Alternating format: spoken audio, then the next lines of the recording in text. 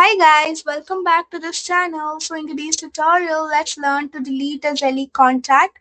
So here are step by step in any banking app. Step 1. Launch a mobile banking application. Open the mobile banking app on your smartphone.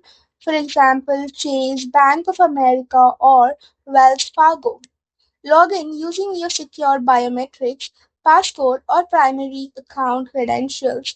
Ensure you are running the latest version of your bank's official software. Step 2. Navigate to the Zelle menu. Locate and tap the Pay and Transfer or Transfer and Pay tab on the main dashboard.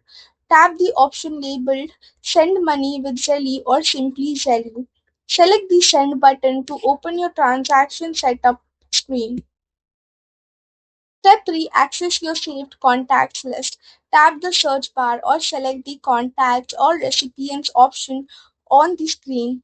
Scroll through the alphabetical index to find the specific contact you want to remove. Alternatively, type the person's name directly into the search field. Step 4. Open the contact's profile details. Tap the name of the target contact to open the transaction summary layout.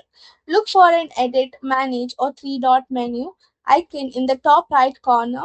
Tap that icon to reveal the administrative options for that contact profile.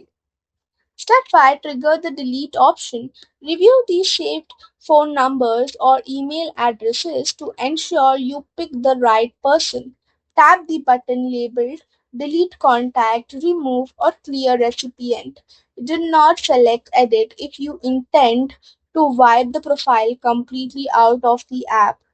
Step 6. Confirm the profile deletion. Read the pop-up warning stating that this action will permanently remove the contact data.